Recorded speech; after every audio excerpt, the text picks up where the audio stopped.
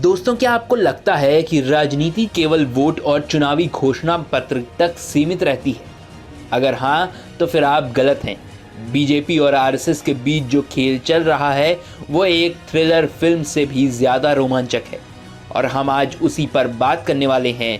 BJP, जो खुद को भारतीय राजनीति की सबसे बड़ी पार्टी मानती है, अब इस घड़ी में किसी भी सशक्त नेता की तरह आरएसएस के आदेशों के सामने पिटती नजर आ रही है। आखिर क्या वजह है जो 2014 से लगातार सत्ता में है, अचानक से आरएसएस के सामने झुकी हुई सी नजर आती है? क्या ये सिर्फ एक रणनीतिक खेल है या फिर कुछ और?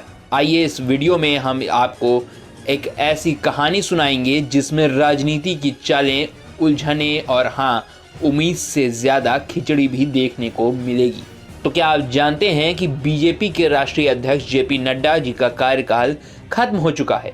जी हाँ, 20 जनवरी 2023 को उनका कार्यकाल समाप्त हो चुका था। अब आपको लगेगा कि शायद बीजेपी ने पार्टी के नए अध्यक्ष के लिए घोषणा कर दी होगी, लेकिन अरे भाई, बीजेपी के पास नए अध्यक्ष की नियुक्ति के लिए समय ही नहीं है। मतलब उनका 1 साल का कार्यकाल बढ़ा दिया गया था, जून 2024 तक। वाह क्या बात है! पार्टी में एक के बाद एक चुनाव आते जा रहे हैं और इनकी अध्यक्षीय स्थिति जैसे किसी फिल्म की क्लिफ हैंगर कहानी हो। लेकिन असली मज़ा तो तब आता है जब हम जानते हैं कि आरएसएस, जो हमेशा बीजेपी को अपनी कठोर निगाहों से देखता है, अब उनसे सख्ती से कह रहा है, अरे भाई, अब तो कोई नया चेहरा सामने लाओ। अब बीजेपी इस दुविधा में है, नया चेहरा लाओ, लेकिन कौन है साहसी जो बीजेपी और आरएसएस दोनों को संतुष्ट कर सके? क्योंकि अगर उन्होंने किसी एक व्यक्ति को चुना जो आरएसएस के मुताबिक नहीं था, तो समझो पार्टी में नया तूफान आ जाएगा। और अगर बीजेपी ने आरएसएस के मुताबिक किसी व्यक्ति को चुना, तो पार्टी के अंदर की स्वतंत्रता कहाँ जाएगी?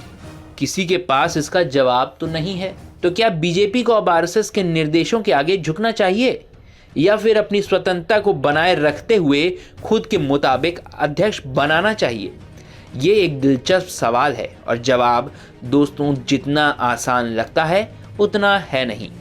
इस समय बीजेपी को ऐसा महसूस हो रहा है जैसे उनके पास कोई ठीक रास्ता नहीं है।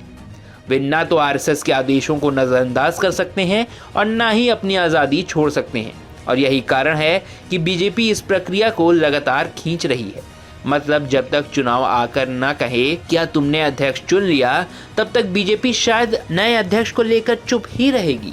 बातें कहने की नहीं, कर दिखाने की है, और वही हो रहा है। क्योंकि बीजेपी की स्थिति बहुत मज़ेदार है। नड्डा के खिलाफ आरएसएस का दबाव लगातार बढ़ता जा रहा है और आपको ये जानकर हैरानी होगी कि ये दबाव बीजेपी के अंदर के कुछ सीनियर नेताओं द्वारा भी बढ़ाया जा रहा है। क्योंकि नड्डा ने लोकसभा चुनाव से पहले आरएसएस के खिलाफ बहुत कुछ विवादास्पद बयान दिए थे।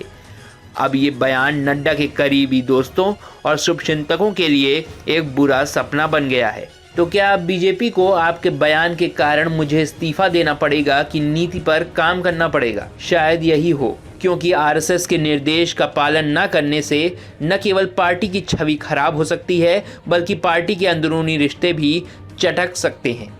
क्या अब ये राजनीति का नया ट्रेंड बन जाएगा? अब आप सोच रहे होंगे, जब बीजेपी को आरएसएस की मदद की सख्त ज़रूरत है, तो पार्टी किस तरह अपनी स्वतंत्रता बनाए रखेगी? क्या पार्टी को आरएसएस के दबाव के आगे झुकना होगा? क्या बीजेपी खुद को पूरी तरीके से आरएसएस के इशारों पर नाचते हुए पाएगी? असल में बीजेपी के अंदर कुछ ऐसा चल रहा है जैसे एक लव हेट रिलेशनशिप हो। एक तरफ वो आरएसएस के बिना कुछ नहीं कर सकते, क्योंकि आरएसएस का समर्थन उन्हें वो 32% वोट दिला सकता है जो चुनावों में उन्हें चाहिए। दूसरी ओर पार्टी अपनी स्वतंत्रता भी नहीं छोड़ सकती, क्योंकि अगर वो पूरी तरीके से आरएसएस के नियंत्रण में चले गए तो क्या बीजेपी सिर्फ आरएसएस का चेहरा बनकर रह जाएगी? और अब आते हैं बीजेपी की घमंडी नेताजी पर। मतलब वे किससे भी भिड़ सकती हैं, चाहे वो सत्ता का सवाल हो या पार्टी के अंदर कोई विवाद। मगर जब बात आरएसएस से आने वाले दबाव की हो तो लगता है जैसे वे सीधे एक बड़ी फिल्म के विलन की तरह रुक जाते हैं। हमारे पास अब कोई विकल्प नहीं है। ये राजनीति की चुपचाप बुनाई होती है, जहां हर शख्स किसी और के लिए खेल खेलता है।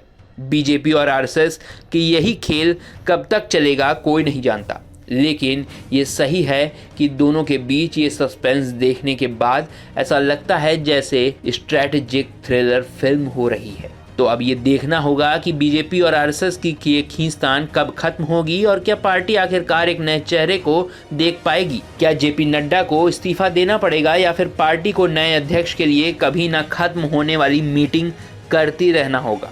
क्या लगता है दोस्तों, बीजेपी और आरएसएस के इस रोमांचक संघर्ष का अंत क्या होगा? क्या बीजेपी का अलग अध्यक्ष वही होगा जो आरएसएस को खुश करके रह सके, या फिर बीजेपी खुद अपनी राह पर चलेगी? हमें कमेंट्स में बताएं और इस वीडियो को शेयर करें ताकि हम इस राजनीतिक थ्रिलर को और भी मज़ेदार बना सकें और हमारे साथ जुड़े रहें और देखते रहें न्यूज़ नशा, आदत हर खबर की।